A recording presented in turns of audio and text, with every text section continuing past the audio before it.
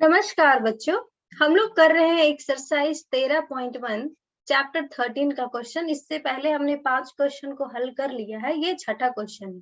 तो सबसे पहले क्वेश्चन को पढ़ लेते हैं। दवा का एक कैप्सूल का बेलन के आकार का है, यानी जो दवाई जो आप खाते हैं वो कैप्सूल आकार का है, जिसके दोनों सिरों पर एक एक अर्धगोला लगा हुआ है। तो ये बेलन शेप का है और दोनों के सिरों पे, यहाँ से देखिए आप, ये एक अर्धगोला है इधर बाईं तरफ और एक अर्धगोला दाईं तरफ, और ये भी जो बीच में पूरा है वो एक बेलन के आकार का है। पूरे कैप्सूल की लंबाई 14 मिलीमीटर। आप यहाँ से यहाँ देख सकते हैं पूरे कैप्सूल की लंबाई दिया हुआ है, यहाँ पे बेलन की लंबाई नहीं, पूरे कैप्सूल की लंबाई 14 मिलीमीटर है। और उसका व्यास, यानी यहाँ पे दोनों का व्यास सेम ही होगा, चाहे आप बेलन ले चाहे आप अर्धगोला ले, तो दोनों का बेलन है आपका व्यास है आपका 5 मिलीमीटर, यानी ये आपका डी दिया हुआ है। ठीक है, तो अब हम देखिए हमें करना क्या है, इसका पृष्ठीय क्षेत्रफल ज्ञात कीजिए, यानी इसका सीएसए निकालना है। पूरा जो डायग्राम है, पूरा जो पिक्चर है, उसका सीएसए निकालना है आपको। ठीक है, तो पहले हम लोग देख लेते हैं कि इसके जो मेजरमेंट्स पे ध्यान देते हैं। ये एक अर्धगोला ये लगा हुआ है और ये एक अर्धगोला बाईं तरफ भी लगा हुआ है।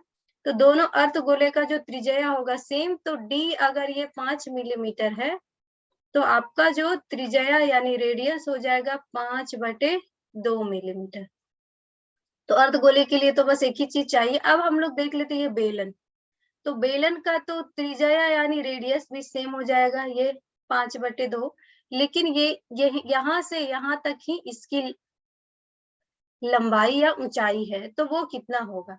तो आप इधर देखिए, ये इधर क्या है, ये त्रिज्या है, यानी ये रेडियस हो गया, और यहाँ से यहाँ भी त्रिज्या है। तो इधर एक त्रिज्या आर और उधर दूसरा त्रिज्या आर, तो यानी आर प्लस आर आपका आ जाएगा डी।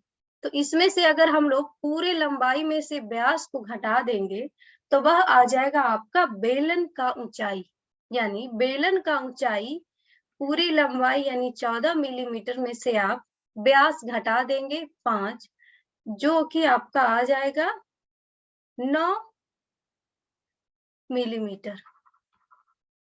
ठीक है, अब हम लोग क्या कर लेते हैं, अब हम लोग इसका पृष्ठीय क्षेत्रफल निकालते हैं। तो पूरे कैप्सूल का, इसको मैं इंग्लिश में ही लिख देती हूँ, पूरे कैप्सूल का सीएसए यानी पृष्ठीय क्षेत्रफल क्या आएगा। यहाँ पे देखिए 3 चीजें, एक अर्धगोला यहाँ है, एक अर्धगोला यहाँ है। तो यहाँ पे सबका हम लोग वक्र क्षेत्रफल लेंगे, यानी सीएसए ही लेंगे। क्यों? क्योंकि हमें इसकी पेंदी से मतलब नहीं है, उसका वृत्त से मतलब नहीं है, और सिलेंडर का भी नहीं, क्योंकि बस ये जो चारों तरफ वक्र क्षेत्रफल है वही लेना है। तो यहाँ पे पूरे कैप्सूल का सीएसए यानी पृष्ठीय क्षेत्रफल हो गया, ये कैप्सूल के लिए टीएसए ही हो गया, समझिए। ठीक है ना। लेकिन यहाँ पे डायग्राम जो होगा, यहाँ पे आपका आएगा सबसे पहले बेलन का सीएसए, बेलन का वक्र क्षेत्रफल, क्योंकि पेंदी नहीं लेना है, प्लस 2 गुना, आप देख सकते हैं जो दोनों अर्धगोला है वो एक ही समान है, तो 2 बार इन दोनों को जोड़ना है, तो इसलिए 2 गुना कर दिया है, प्लस इधर इसको हम लोग ऐसे कर देते हैं, अर्धगोले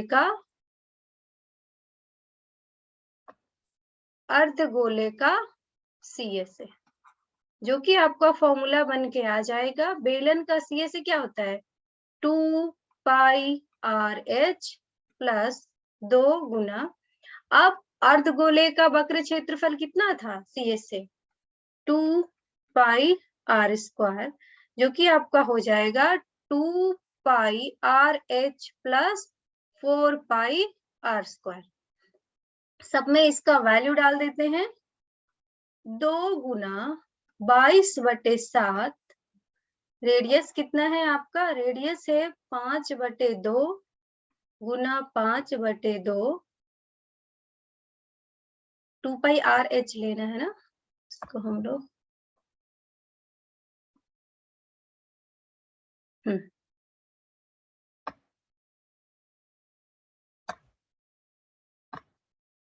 टू पाई आर और हाइट है आपका 9 millimetre plus 4 pi r square यानी 4 गुना 22/7 प्लस रेडियस यानी 5/2 का होल स्क्वायर।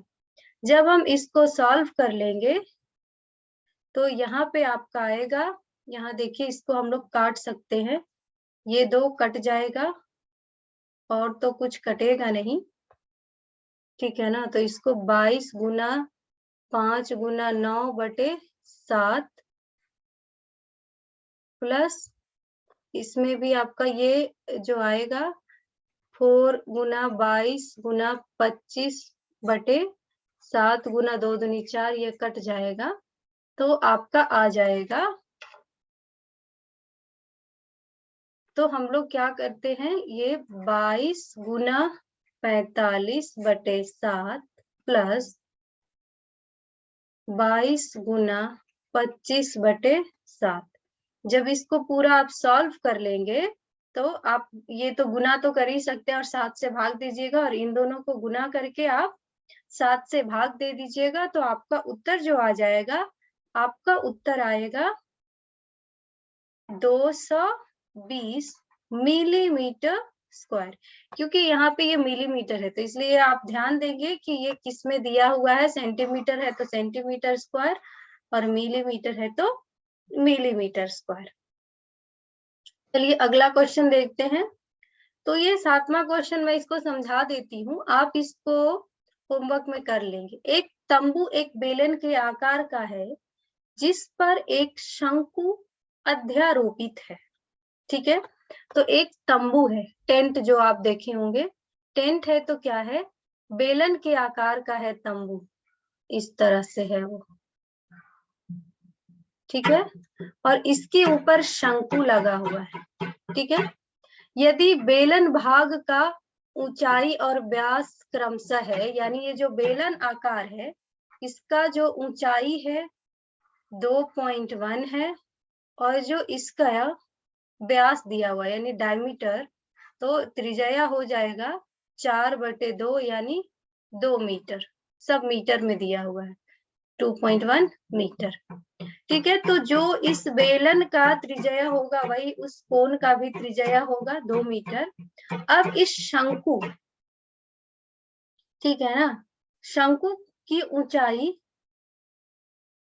ठीक है, और शंकु की ऊंचाई तथा शंकु की तिर्यक ऊंचाई, यहाँ पे ध्यान दीजिए, यहाँ पे शंकु की ऊंचाई नहीं, ये जो L है वह तिर्यक ऊंचाई दिया हुआ है, क्या दिया हुआ है, L 2.8 मीटर दिया हुआ है।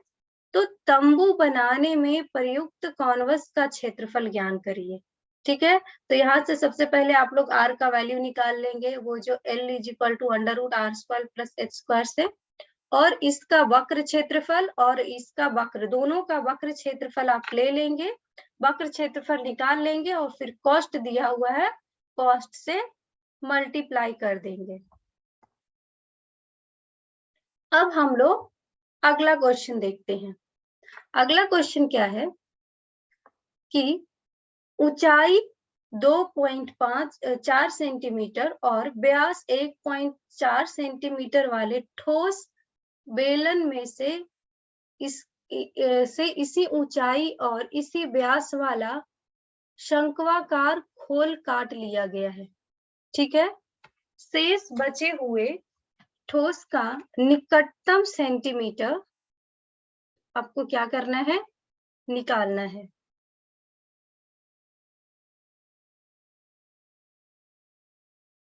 एक सेकेंड, हाँ ये 7 हो गया और ये है आपका क्वेश्चन नंबर 8।